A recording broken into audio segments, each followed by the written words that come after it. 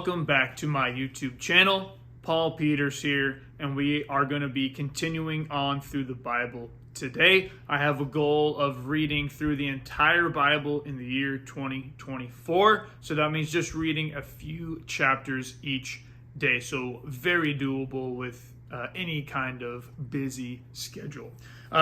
Yesterday, we finished up the book of Joshua, so today we are starting the book of Judges. Today we will have chapters 1 and 2, and I will be continuing to read this from the New Living Translation. And if you are not already subscribed, please make sure you click that subscribe button down below, as well as that bell icon to turn on your notifications. All right, friends, we're going to get started with the book of Judges, chapter 1. After the death of Joshua, the Israelites asked the Lord, which tribe should go first to attack the Canaanites? The Lord answered, Judah, for I have given them victory over the land.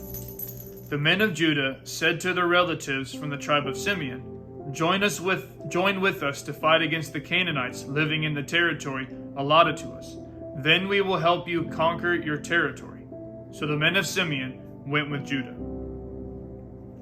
When the men of Judah attacked, the Lord gave them victory over the Canaanites and Perizzites, and they killed 10,000 enemy warriors at the town of Bezek. While at Bezek, they encountered King Adoni-Bezek and fought against him, and the Canaanites and Perizzites were defeated. Adoni-Bezek escaped, but the Israelites soon captured him and cut off his thumbs and big toes. Adoni-Bezek said, I once had 70 kings with their thumbs and big toes cut off, eating scraps from under my table. Now God has paid me back for what I did to them. They took him to Jerusalem, and he died there. The men of Judah attacked Jerusalem and captured it, killing all its people and setting the city on fire.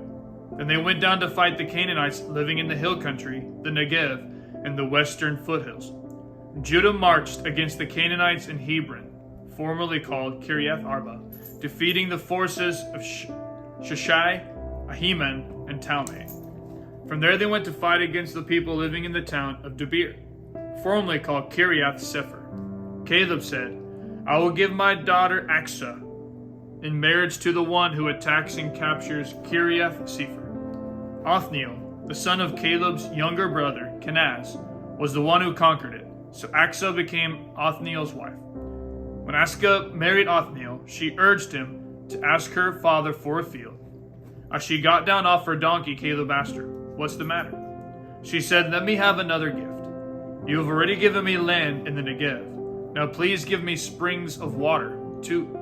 So Caleb gave her the upper and lower springs. When the tribe of Judah left Jericho, the city of palms, the Kenites, who were descendants of Moses' father-in-law, traveled with them into the wilderness of Judah. They settled among the people there, near the town of Arad in the Negev. Then Judah joined with Simeon to fight against the Canaanites living in Zephath, and they completely destroyed the town. So the town was named Hormah. In addition, Judah captured the towns of Gaza, Ashkelon, and Ekron, along with their surrounding territories. The Lord was with the people of Judah, and they took possession of the hill country. But they failed to drive out the people living in the plains who had iron chariots. The town of Hebron was given to Caleb as Moses had promised.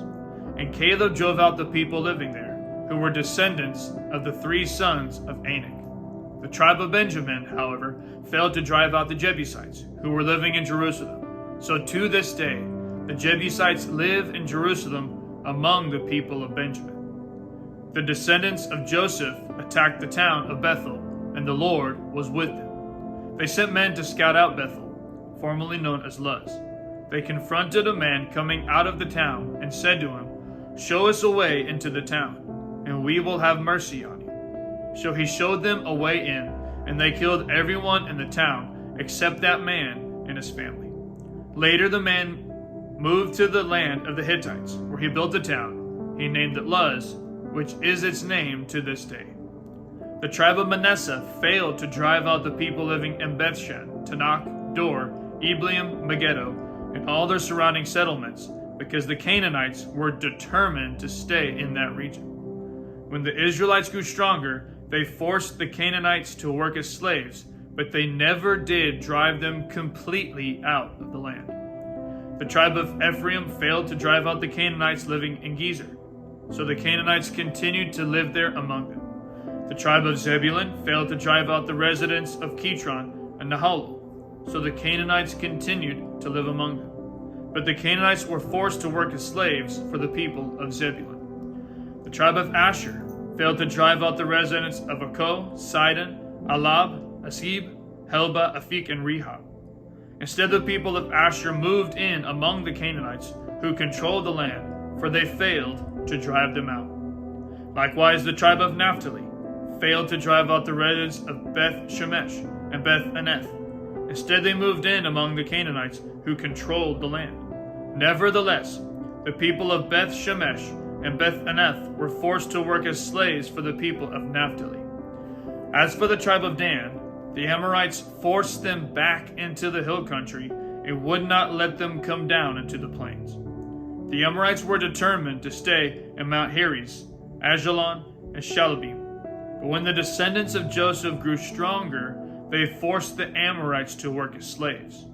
The boundary of the Amorites ran from Scorpion Pass to Selah and continued upward from there. Judges chapter 2. The angel of the Lord went up from Gilgal to Bochim and said to the Israelites, I brought you out of Egypt into this land that I swore to give your ancestors, and I said I would never break my covenant with you. For your part, you were not to make any covenants with the people living in this land. Instead, you were to destroy their altars. But you disobeyed my command. Why did you do this? So now I declare that I will no longer drive out the people living in your land. They will be thorns in your sides, and their gods will be a constant temptation to you. When the angel of the Lord finished speaking to all the Israelites, the people wept loudly. So they called the place Bochim, which means weeping, and they offered sacrifices there to the Lord. After Joshua sent the people away, each of the tribes left to take possession of the land allotted to them. And the Israelites served the Lord throughout the lifetime of Joshua and the leaders who outlived him, those who had seen all the great things the Lord had done for Israel. Joshua, son of Nun, the servant of the Lord, died at the age of 110. They buried him in the land he had been allocated in Timnath-Serah, in the hill country of Ephraim, north of Mount Gaish.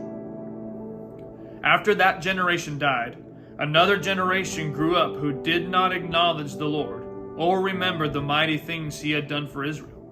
The Israelites did evil in the Lord's sight and served the images of Baal. They abandoned the Lord, the God of their ancestors, who had brought them out of Egypt.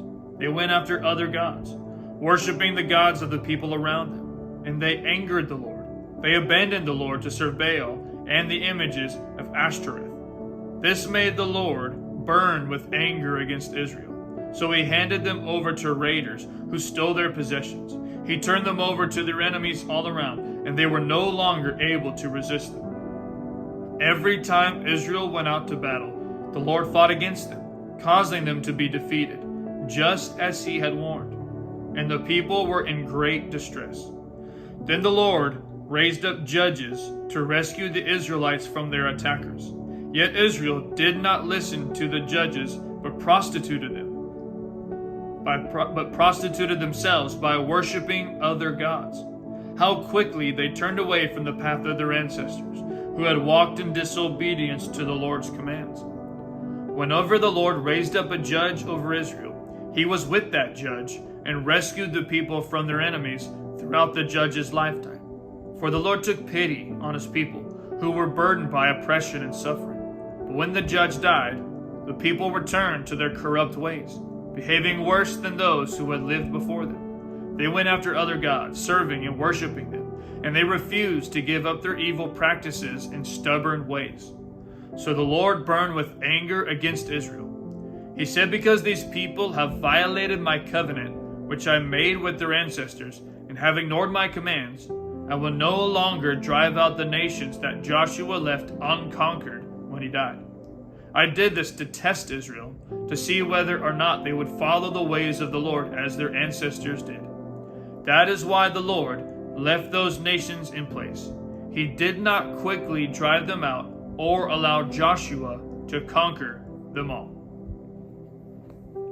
That concludes today's reading of the scriptures.